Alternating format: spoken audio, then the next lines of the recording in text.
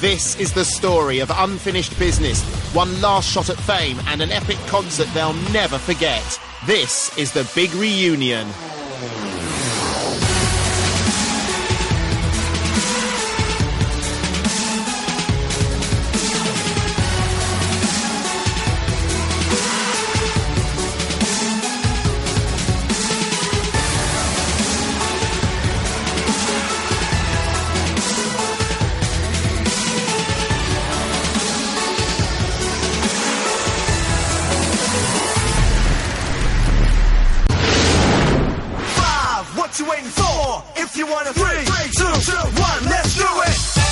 Brainchild of Simon Cowell, 5 conquered the charts. With their unique cocktail of hip-hop rock and bad boy pop. 5 guys enjoying themselves, doing what they've always wanted to do. In their phenomenal 5 years at pop's peak, they achieved 3 number 1s.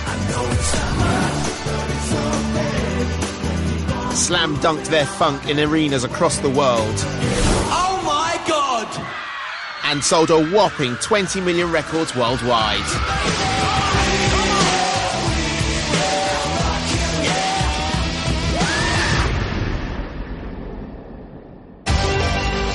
Together, these 6 bands sold over 50 million records. And in a few weeks, they'll regroup. Hey, okay, really? Rehearse. But I actually feel a little bit stupid doing it at 33. To pull off the gig of their lives at London's legendary Hammersmith Apollo. I just know what my band is and how good we are. That is a good fucking show. I know what I want, I know what I don't want, and certainly won't be bullied. For Liberty X and 5, the early days were a dream come true. I want it now, baby. Back in '97, a high-trousered up-and-coming record exec called Simon was on the lookout for the next Take That. Hopefuls were invited to audition for a new boy band with attitude, edge, and a certain X-factor. 15-year-old Leeds lad Sean was one of the first to arrive. I was queuing up on the steps and I saw Abs. He was sort of going in, and I thought it was Peter Andre. My instant reaction was I didn't like him because he was very cocky. He was a Turkish kid speaking with his Jamaican accent, and I was a Yorkshire kid, and I'm thinking, I'm not having that. I was wearing some kind of shiny silver thing with orange stitching, and I think it was the reflection off of these silver things that I was wearing that actually got me in the band. I think the singing was crap and everything else was rubbish. My first impression of Abs was, what is wrong with this guy? He's teetotal. Never touched a drink, a drug, a fag. That soon changed. Also vying for a place in the band was an immaculately coiffured 17-year-old Brummie, Richie. Richie, he got on my nerves as well. You know, with his hairdo. I'm from Hackney, I'm a Hackney boy. I thought Richie was born with a silver spoon in his mouth. And he was sort of all pretty, and, you know, I was like, I'm not doing with him. And, you know, that's how it goes.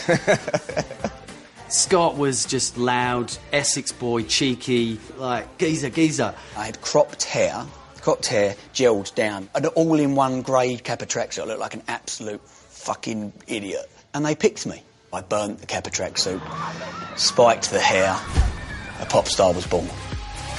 Simon needed 5 boys to make up his supergroup, and he was close to finding the winning combination. At the time he wasn't famous, we didn't know who he was. We were like, who's this guy, you know, like he seems important. And he kind of sectioned us off and we kind of got together as a 5 and he kind of chose us and we stood out and then bang, there's your deal. We're going to sign you to RCA Records, to a 6-album deal. You guys are going to be the next big thing and you're either in or you're out. What'll it be, boys? We were like, in. So what they had with me was the cheeky chappie, with Rich was the pretty boy, Jay was the hard man, and then Sean was the quiet one, and Abs was the wild guy. Simon Cowell said that, you know, we was going to be massive and we were going to move into a house together, and it was all bigged up from word go.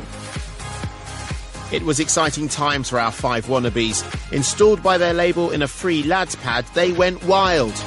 And not on the dusting. We are all mentally unbalanced. But as some of the boys were bonding, tensions were brewing between the eldest band member Jay and the baby of the bunch, Sean. His words to me were that he hated me. From the very first moment he heard me sing.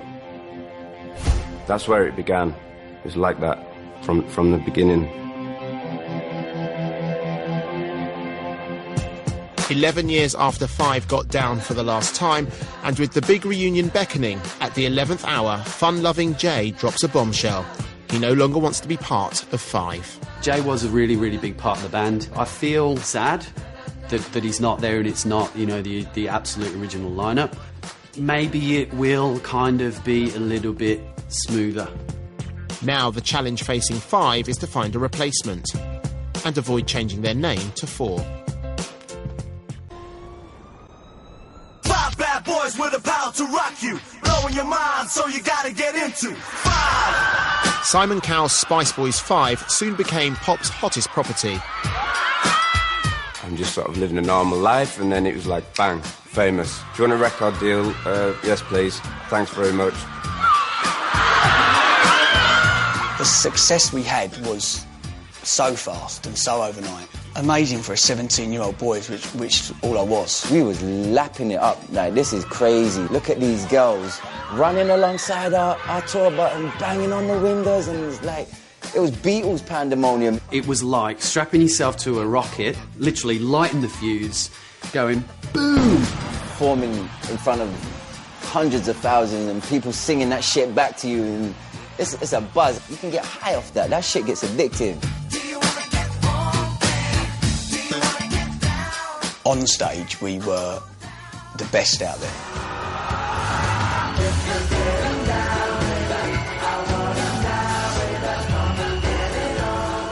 Off stage, we were a train wreck. With reports of sex, drugs and boozing, the Feisty Five Boys earned themselves a reputation as the bad boys of pop. I know there were times when one of them would be pissed off with another one and he'd kick him at rehearsals and there'd be fights going off. We were difficult, we were just difficult. Bordering on being arseholes, actually. Shut up, then! I need a bit of fucking quiet to speak! Why don't you shut your fucking mouth? Shut up! Everyone just chill out. We were delinquents. Interviewers be like, oh, I've got to interview Five today, and scared almost. It almost sounded scared, like they were worried what would happen. But, like Simon Cowell says, he wanted a band with edge. And that's what he got.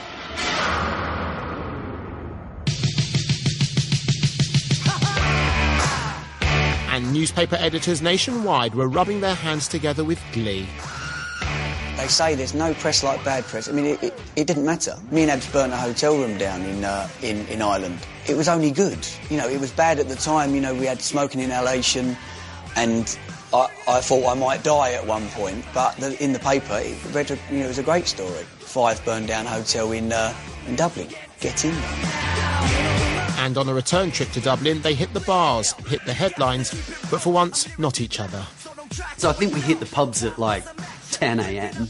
and we caned it, quite honestly. And then this guy started saying, oh, you know, you English, coming in here thinking like you own the place sort of thing. Next thing I know, it's just kicked off in a major, major way.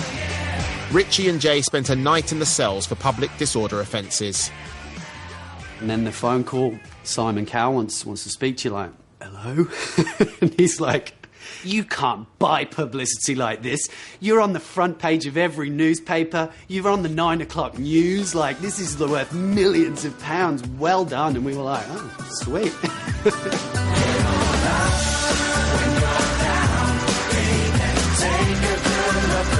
Five might have been a fiasco backstage, but the public didn't care. The boys had the girls, the money, and a string of hit records. Then, in 2000, one of the highest honours in music, opening the Brits. Welcome to the Brits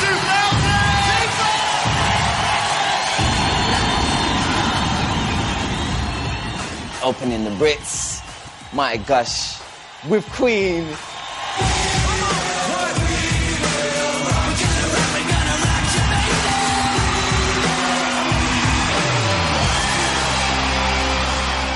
what an honour, you know, taking We Will Rock You to #1 when Queen took it to #2. I know there was a lot of Queen fans that didn't like it because we'd done something that was sacred, but you know what, at the end of the day, we rock and rolled that, man, and that was a #1 for us.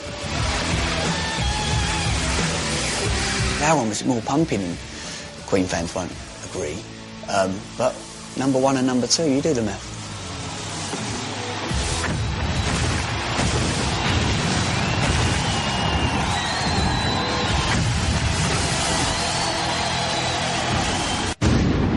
In 2001, and Five were the reigning kings of the charts, taking their high-octane brand of ballsy boy pop to packed houses. They were on the verge of cracking pop's toughest nut, America. They're screaming inside, they're screaming outside. Ladies and gentlemen, all you from Europe, say hello to Five. Hello. Hello, America. It was amazing to have the level of success that Five had. There was nothing I couldn't have or didn't want. Everything was free. And with success came excess. Abs was spiralling out of control, indulging in a barrage of drink and drugs. It was party central. We was partying for 3-4 days straight. I'd like to eat glass when I was out and about, like you do. Horse tranquilizers. Like, I got a Xanax addiction, man. This Xanax was like, what is this little fucking pill, man, that makes me feel this nice wobbly, floor's wobbling and everything's wobbling and going out like that. That's kind of where it got a bit too far, because it took over me, you know what I'm saying? And like, let me just rock and roll it till it hurts. And it hurt. The band was on the fast track to self-destruction, and Jay was at the epicentre. Jay was a massively overpowering human being. There were times in that band where I did hate him. There were times in that band where I thought he was really cool. He did have a very gentle side as well. But he's a Gemini, so he's like two people. One of them was like salt of the earth. The other was a complete cock. Mental bullying, you know, trying to put you down and make you feel worthless, and he's done a lot of that. Some people could see Jay as being quite an overpowering person and a bit bossy to an extent, but not me. But with such a dominant figure within the band, 19-year-old Sean was slowly becoming withdrawn from the group. In my opinion, Jay sort of overpowered Sean as a younger lad, and I felt like I lost Sean for a long time. There's little comments here, little comments there. Like an 85-year-old man, he's going to hurt his back and everything, running like that, lazy, it's like his sour run. I mean, look at it. It's like watching the OAP Olympics or something. I was actually very, very confident and very outgoing in the beginning of the band. I had no fear whatsoever. But I became the unconfident one. I became the insecure one. I let the external environment destroy me. You know.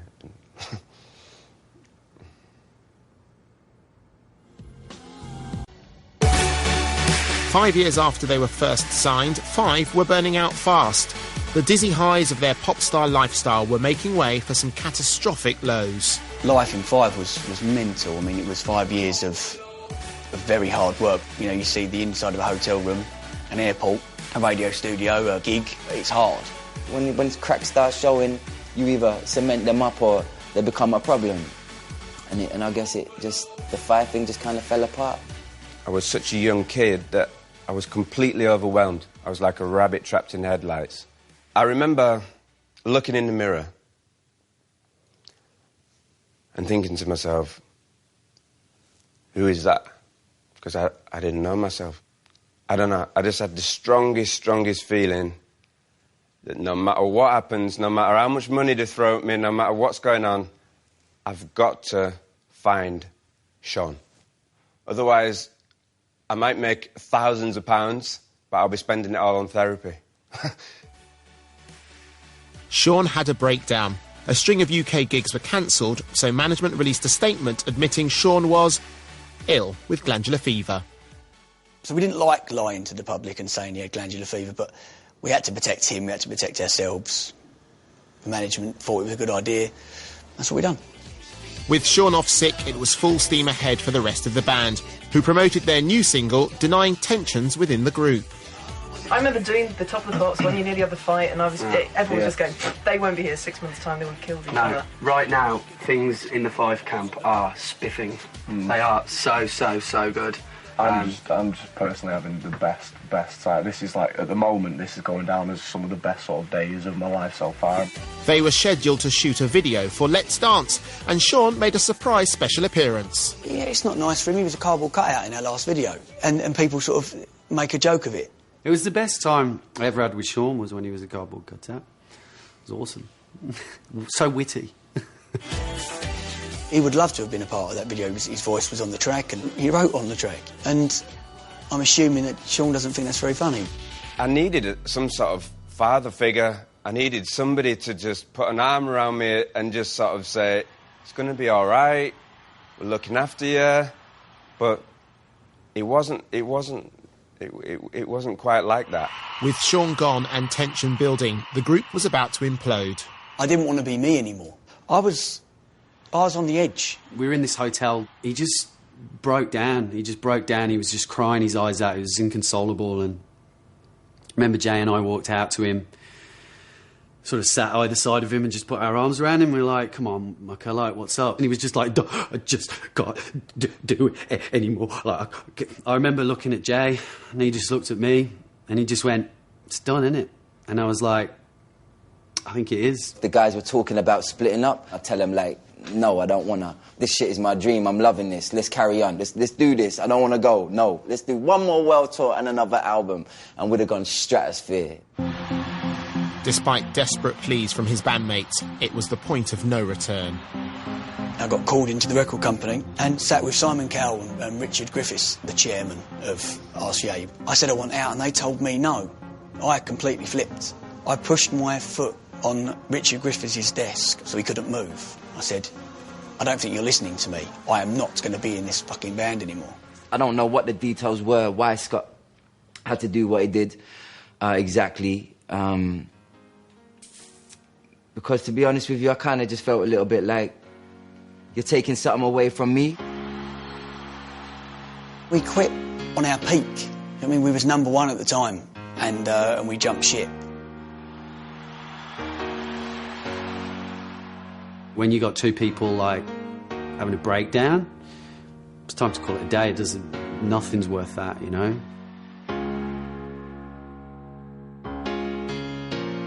Just too much, too soon, too young.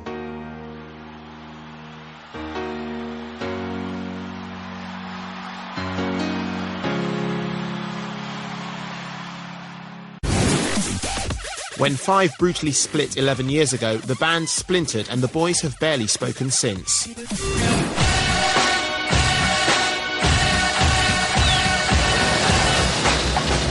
Richie fled England to start a new life across the other side of the globe. Now settled 10,000 miles away in Sydney, Australia, Richie runs a bar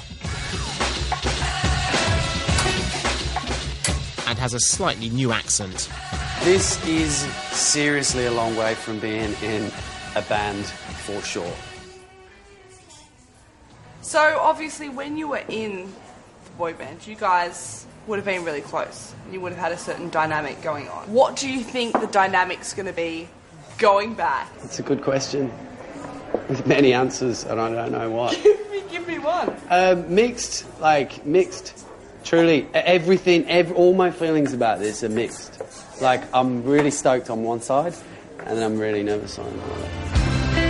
Rapper and party boy Abs left his hell-raising days behind him and now lives the quiet life on a farm deep within the Lincolnshire wolds with his girlfriend Vicky. Was it crazy to think of being back in the band and doing that whole thing again? My first thought was how we're going to do that, how we're going to get everybody together to even have the conversation. So I thought, nah, there's no chance, you know what I'm saying? And like a year ago, forget it. I'm happy everyone's in the right place to go forward. When Essex boy Scott spectacularly quit the band, the very next day he married his childhood sweetheart Kerry. Now he's a house husband and doting dad to boys Brennan and Cavan.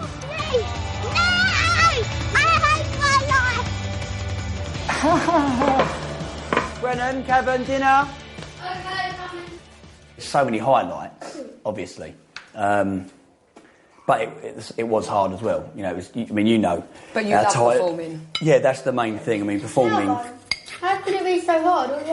Well, obviously I don't know. No, but that's what people think. You probably see One Direction on the telly and you might think, oh, they're amazing, you know, which they are, but they're working very hard and them lads will be very, very tired. You're overworked, I'd say, but I mean, I wouldn't change it for the world, obviously. Continuing to reel from his emotional meltdown during his 5 days, Sean's working hard to establish himself as a songwriter and is slowly making steps to rebuild his life. Have you seen them together? Because you weren't even there at the end, were you? No. Just a cardboard cutout. Well, right or wrong? Right. You know, you can see there's problems, but it's not about the past, is it? It's about bringing the past into now, dealing with it, and going forward. That's what I hope we can do, anyway. Does that not make you nervous, though? Yeah, I'm shit scared. But you know me, I'm twisted in the head. I do like a challenge. And Five's challenge has been made even harder, with founder member Jay's shock decision not to return to the lineup, leaving the band a man down. I was annoyed with Jay, and I was really angry, because I've been personally myself been trying to get this band back together for years and years and years, and someone's let it down. I'm a little bit sad about it. 5 is 5, you know what I'm saying, with this guy? And I just don't want him to regret anything more than anything else. Because I think it could be amazing, potentially something beautiful. I was willing to forgive. I wanted to move forward. He's not here, and that's it.